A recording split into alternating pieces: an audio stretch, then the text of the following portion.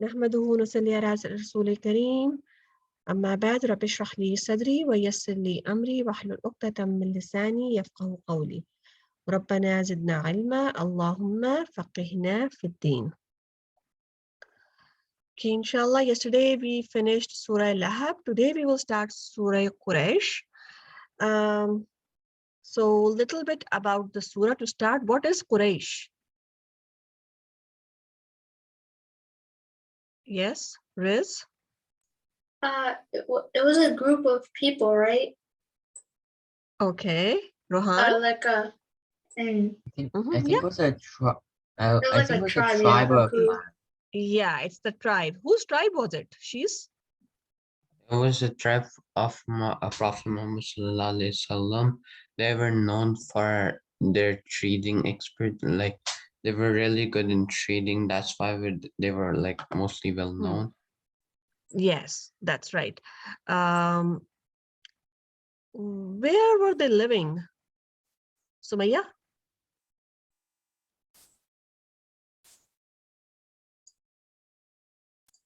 Sumaya, where was Quraysh living? You're I mute. don't know. Where was Prophet ﷺ born? Saudi Arabia. Saudi Arabia. Okay, where in Saudi Arabia? Makkah or Medina. Makkah. Good job. Makkah. So Prophet ﷺ was born in Makkah. Quraysh was Prophet Muhammad's tribe, and they were settled in Makkah. Okay, let's do a little summary of this surah. So I found a video which was really good.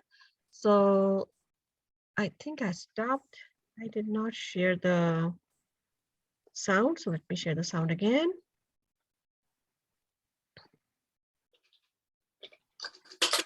Okay, so let's say this is the summary, very quick summary, 4-minute, 4.5-minute summary of the surah. Let's do that. And then we'll start doing the word-to-word translation.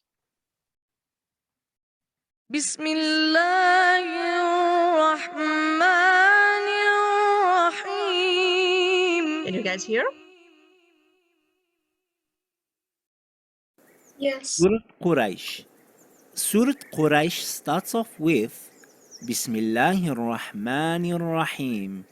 Li'ilafi Quraish. Allah did this to make Quraysh feel secure and united. What did Allah subhanahu wa ta'ala do? Who are the Quraysh? If you look back to the previous surah, Surah Al-Fil, Allah protected the Kaaba from the companions of the elephant, as Abraha and his soldiers were trying to destroy the Kaaba. Allah made Abraha and his army like chewed straw. Now Surah Quraish continues from Surah Al-Fil. That's why it says, Allah did this to make Quraysh feel secure and united, safe and secure from Abraha and his companions.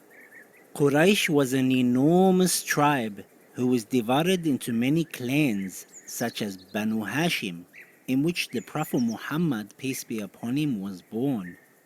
When they saw the miracle of Allah destroying Abraha, all the hearts were united towards the Kaaba.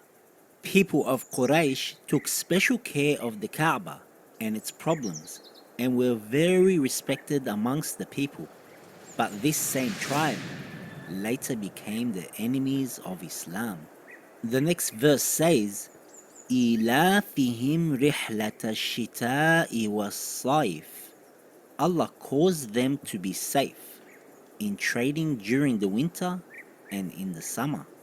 The Quraysh used to travel to Yemen in the winter where it was warm, and to Syria in the summer where it was cooler, for the purpose of business and trade, and have many blessings in both winter and the summer.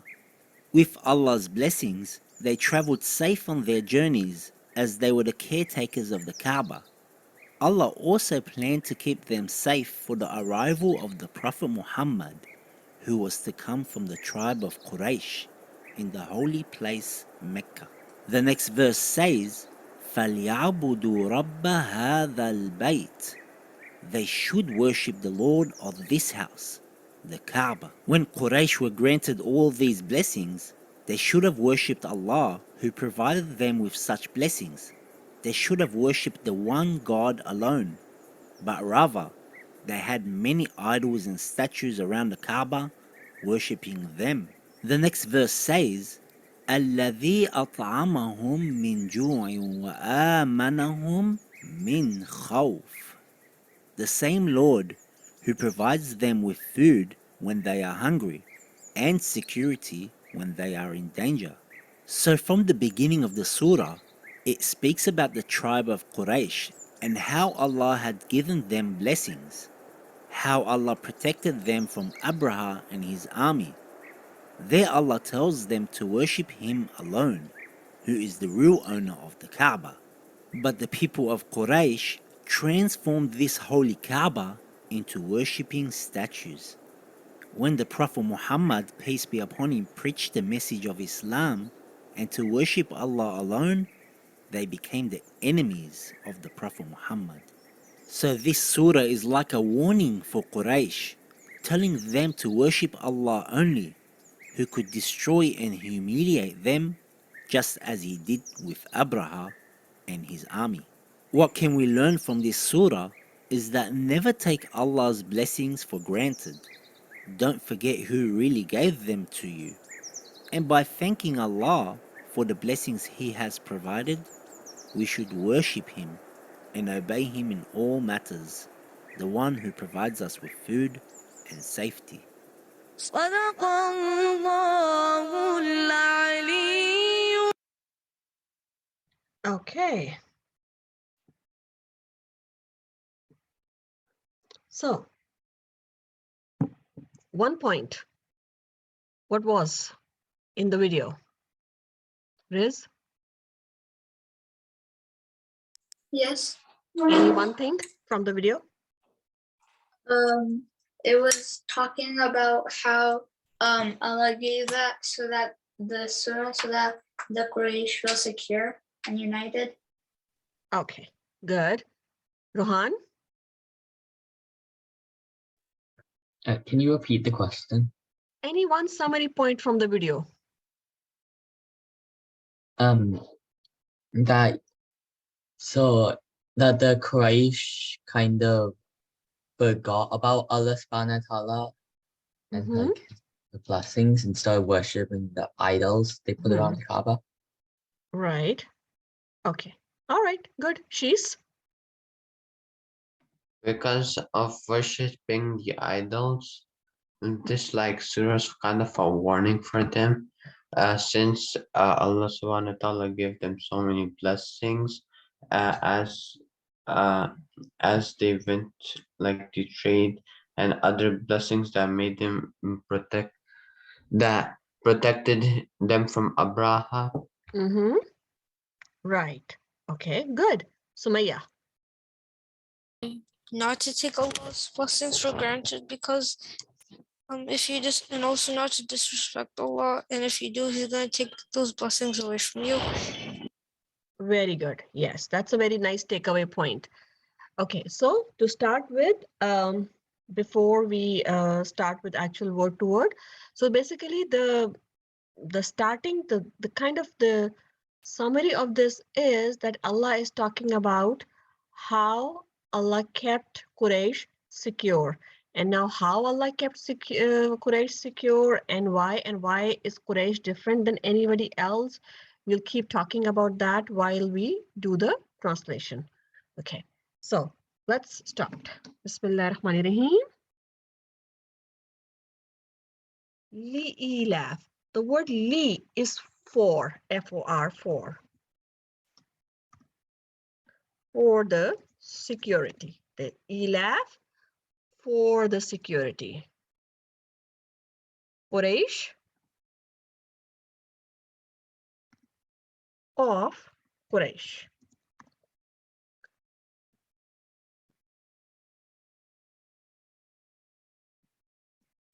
So since this surah is starting with this word li, it's also said that it's kind of the continuation of the previous surah, which is Surah Fil, and we talked about that in the video. He was also mentioning that. which we did not do yet. Inshallah, we will. So it's kind of connecting it from the previous surah in a way that Allah provided Quraysh the security and referring to the one main thing, which was when Abraha, he attacked Kaaba. And we will do the entire story when we're doing Surah Fil, but the bottom line is that he wanted more business in his area because Kaaba was in Mecca. So people would come to Kaaba, they would worship Allah, they would visit there, and they would also, do all those other things like, doing some business and other things. He wanted all that traffic to come to his area. So he decided to destroy Kaaba. He basically first made his own big worship area and asked people to come to his. Nobody came. People did not recognize his worship, whatever area he created, as something valuable. So they kept going to Kaaba because Kaaba is associated with Ibrahim alayhi salam and his worship area is not associated to anything. So nobody did anything. So eventually he decided to destroy Kaaba. And then the story we know that, his entire army was destroyed by Ababil, which are the birds that came with stones in their feet. So that's how Allah secured Quraysh, and that is one incident. But that's not the only incident. I think somebody mentioned that they were famous for trading. So that's what their primary job was, they would trade. And now who knows what kind of area they lived in? What kind of a place is Makkah? Anybody knows? So Makkah is a desert. So imagine how is it easy or difficult to travel in desert? Or if it is difficult, how difficult it is? Like in what way can it be difficult? Yes, Riz? In most deserts, like they would ride on camels back then. So in the deserts. So since they didn't have any protection for themselves, they would most likely there might be a some sort of a like a sandstorm thing. Yeah, and that is one so thing. they wouldn't have any security for themselves, so that it would be kind of dangerous. But the camels could protect themselves from it, like going into their eyes, their noses, their mouths. Yeah. Okay, yeah, that's one thing. Good job. Sumaya? The desert is really hot, so it will be a hard time getting water and food and shelter and other stuff. Yeah, good. Excellent. So the point is that you really can't go that far, you have to carry a lot of stuff, the food and everything, if you have to travel in the desert. And then, there's harsh climate. Anybody else? Rohan also raised his hand. Oh yeah, it's pretty much what Somaya already said. Okay, all right. So yeah, so there are like different things. The harsh climate, it could be either very hot. Usually it's very hot and it's very difficult to travel in hot weather. And you won't really find water anywhere in desert. That's one of the things. Then there are animals. Like, you want security and safety from those animals. And then there's another thing. Sumaya, you have something? Yes, I want to continue. So like the camel might be tired and stuff, so like it might want to rest and you might want to rest, so it'll take even more time. And you'll be all tired. Yeah, exactly. So the journeys, the bottom line is journeys do take a long time. But there's one more thing which makes, the climate is same for everybody. So Quraysh was not the only tribe who was doing trading. There were others as well there, other tribes, other cities, people were coming from different. So these things were common. The climate, the animals that would come and attack, the harsh weather, all those things, those were common for everybody else.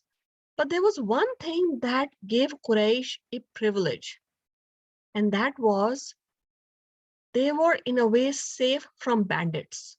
And that was a very, very big problem while traveling in desert. There will be bandits. There will be tribes whose entire job would be to attack the travelers and just loot money from them. That was all they do. Those tribes were famous for being bandits. So that was one major big problem that usually the traders would not travel that far because, you know, they would be carrying goods, right? The entire reason why somebody would travel would be they would carry goods, take goods to another city, another place, and sell it there on a profit. And then buy goods from there, come back and sell it in their own city. That's how they were earning money. But if there were bandits in there, if there were people looting money, looting stuff, then there's no point going there. So one thing that kept Quraysh apart from others was they were kind of secure from the bandits. And who knows the reason why?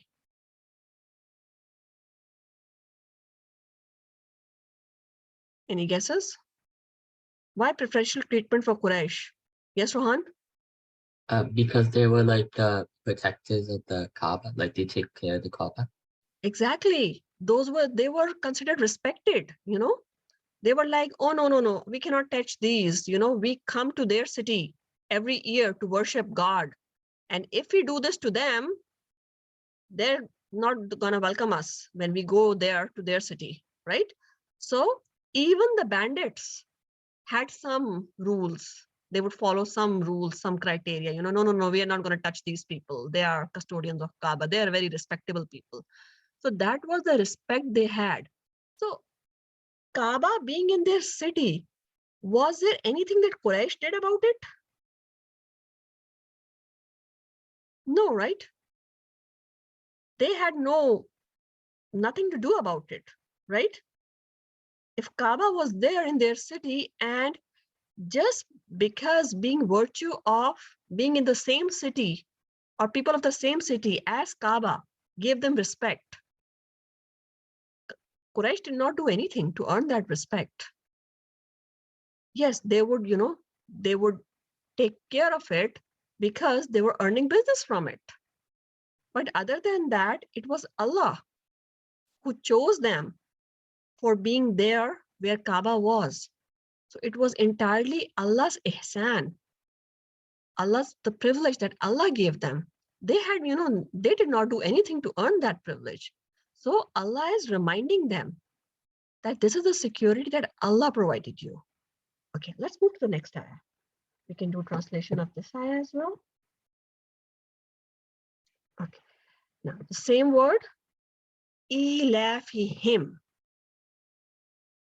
Here we said ilaf for the security. Ilafihim,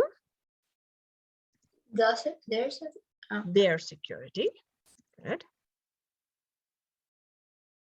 So the word him is for their.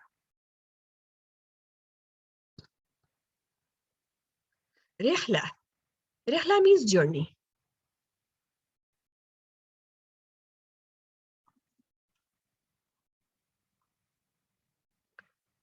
Shita means winter.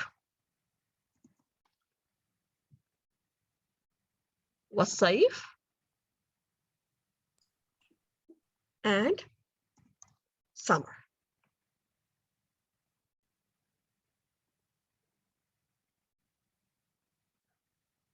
Okay, so this ayah will mean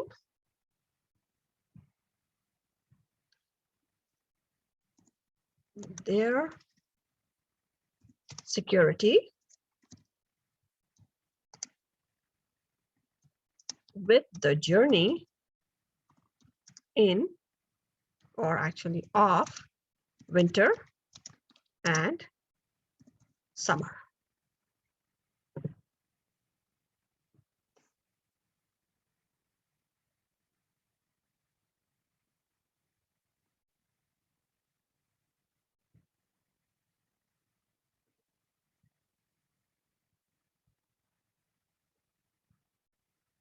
Okay.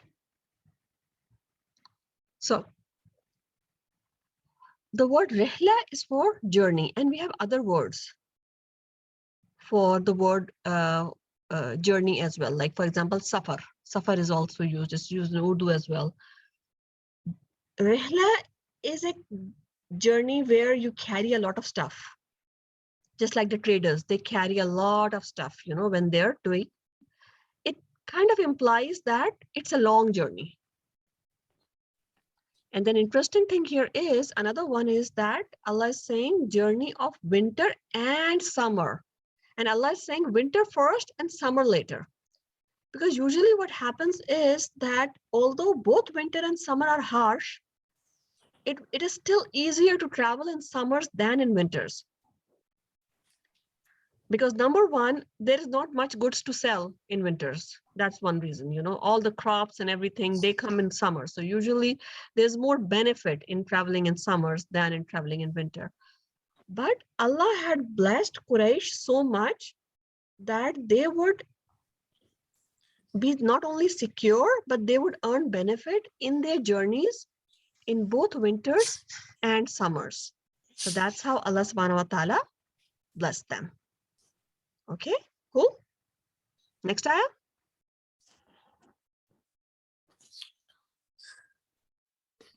فَلْيَعْبُدُوا.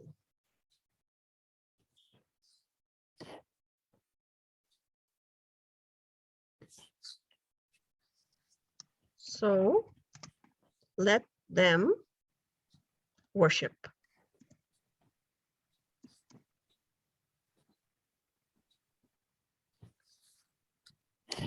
So the word abd, ain badal, means worship. Ibadah is from the same root. Abd. Abdullah, abd means basically slave.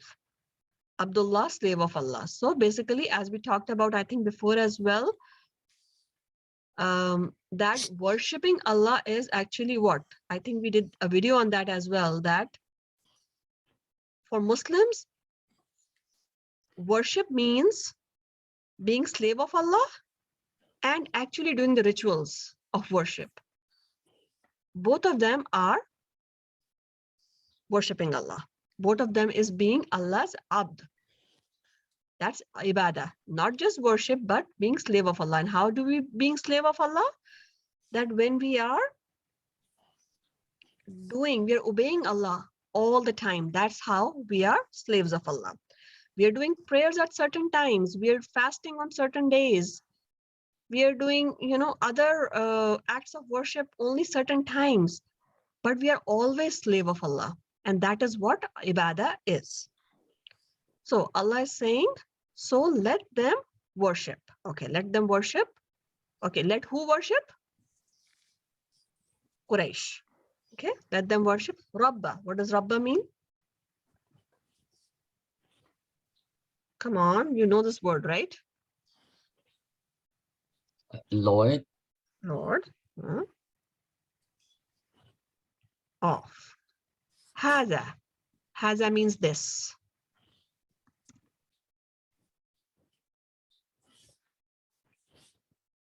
Bait means house. Which house?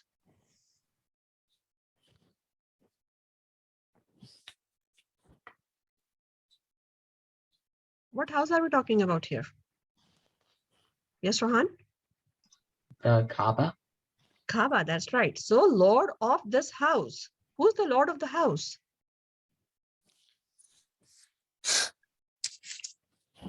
Allah is, right? Okay. So why did Allah say, let them worship Lord of this house? And why didn't Allah say, worship me?